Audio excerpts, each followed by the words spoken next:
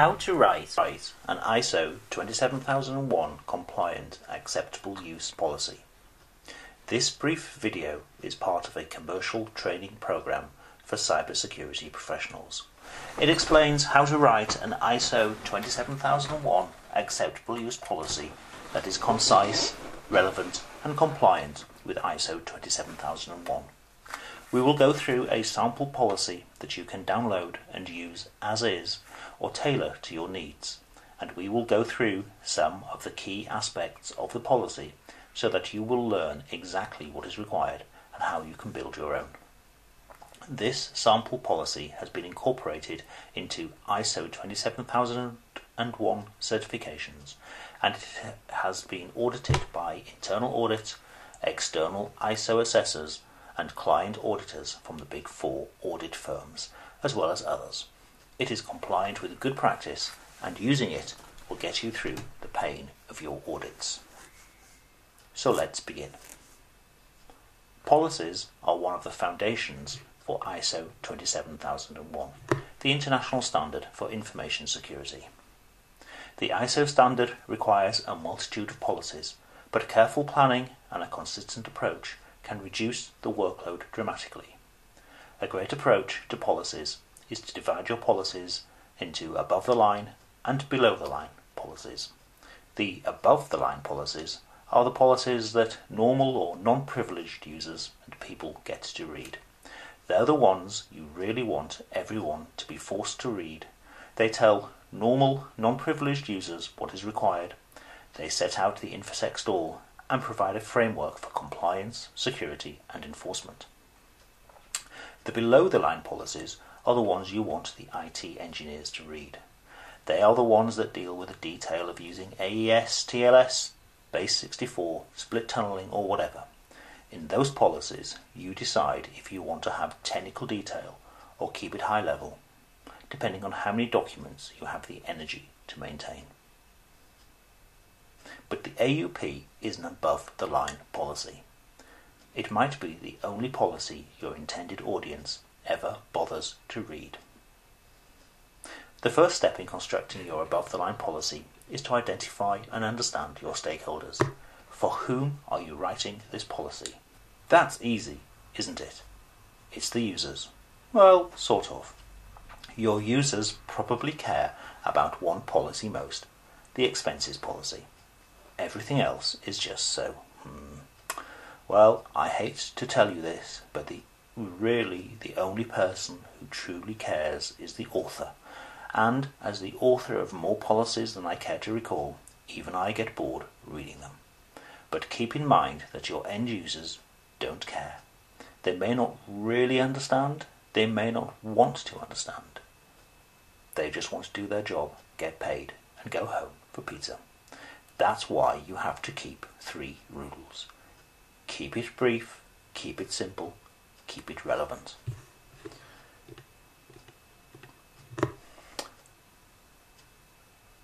So, identify your stakeholders. Your users. They just want to know what to do. They think that security is the responsibility of the computer, but they sort of know that they have to do something too. Then there's you. You want to ensure that people do the right thing. You want to stick to beat them if they do the wrong thing, and you want to secure your enterprise. Then there's HR. They want to know that there is a process in place so that they can initiate disciplinary action against staff that they have fallen out with. Your stakeholders include the operational management. Well, and if they know anything about what you're doing, they probably know that they need a certificate on the wall. So, just do whatever you need to get one, okay? IT management, they care about the computer and the configuration. Your stakeholders include your clients, and depending on your business, you may well get audited by your clients. They want to see a document with the title Acceptable Use Policy, and possibly Clear Desk Policy, Password Policy, etc. The most important, and actually the only important part other than the title, is that the date of publication or revision is within the past 12 months. That's the only bit they read. the date and the title. In fact, you can test this. When you get audited by a client, tell them that the AUP is confidential, but you can show the title and the date. And I kid you not, they will be happy like the proverbial pig in muck. Your final stakeholder is the ISO 27001 auditor. Now, this person is your main audience. They are the one that will read the policy and give you helpful feedback. Feedback that comes in a report with a title of observation, and then comes back as a minor conformity, and then comes back as a major non-conformity, and then you don't get paid. I've had to make innumerable trivial changes to policies simply because the ISO auditor wants a picture or the date in a different location or whatever. After the immediate stakeholders, you then have the internal political stakeholders, the ones who don't care so much about the content, but they care that they have been asked. HR, legal, facilities, etc. You must show HR and legal your policy. If you can get them to sign it off, great. Ideally, you will do that as part of your ISMS management meeting, but you really need to be able to say to staff, HR have approved this, and legal have approved this. That kills off dissent. So, what does the policy look like? Well, here's an example policy, and we will go through it. First, it's only a few pages long. Shorter is better than longer, simple is better than complicated. The structure is that after the title, the policy immediately goes into what we want the users to do. Your users are going to read the title and the first paragraph, and if you're lucky, the first page, so you have to get the key messages into their brains. We use bullet points to make it easier to read. Notice that we have a classification footer with the date. That is essential. The first thing your auditors will look for is the classification and the date. Even if your labelling policy is, we don't label because no one cares, and I can't sack anyone who does not comply, and it's not a very good control anyway. It's far easier to put this in the footer. It stops your auditor issuing a non-conformity. And the date. Auditors love dates, and they expect the date to be within the past 12 months. Then we have a section about ClearDesk, which you need even if you really know that no one ever has a ClearDesk. And then we have password guidance. Now that is not the place to talk about NIST guidance on non-expiration of passphrases. Just say that a complicated password is better than a short one. But do not mandate anything, otherwise you will fail your audit the first time you get an application that has a maximum of, 1 character password. Then a section on monitoring. Make sure legal have read the monitoring bit and make sure it's legal in your jurisdiction.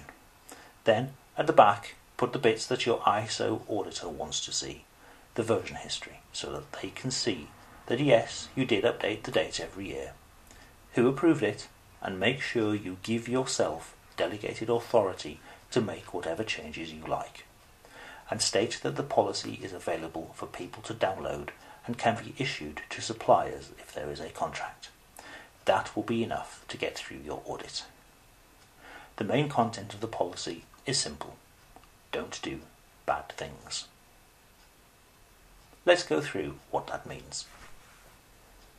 First, we have the introduction. We have to state that this is the acceptable use policy and that this applies to all staff and applies to data in all forms and locations. The ISO auditor will complain if you do not. We have to state that there are repercussions for breaching the policy, and there's little point in writing a policy that cannot be enforced.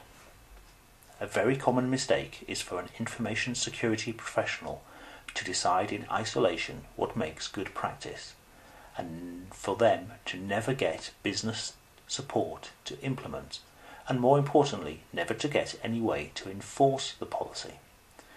That ends up with people who just ignore the policy.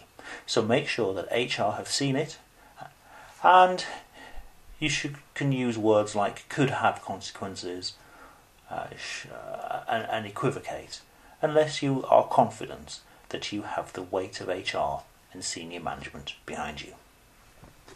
Next, we have the general statement about what is expected. And by this point, people will start to get bored, of course. So now we go to the bullet list of what we want them to do. Keep it simple. Don't share passwords. Don't use non-approved systems. Don't use USB. Always report incidents.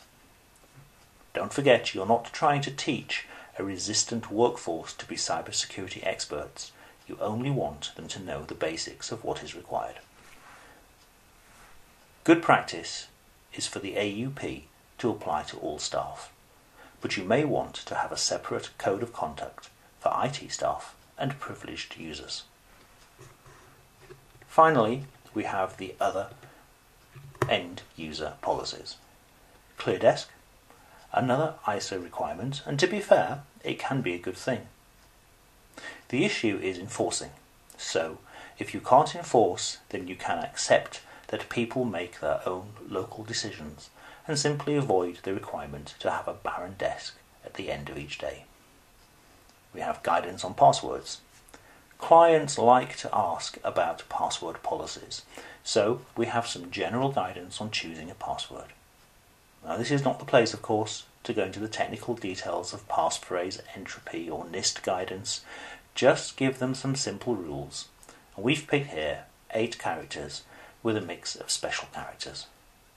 If your organisation uses single sign-on or other services, this is where you would make any statement about the management of those accounts. Finally, we have the document control section. Your auditors want to see this, and it's probably just easier to ensure you have a change history, a statement of approvals, and where the document is published. That then is the acceptable use policy, guaranteed to be ISO 27001 compliant, but also suitable for any information security management system. And it can be a useful and effective control to help protect your organisation's information assets.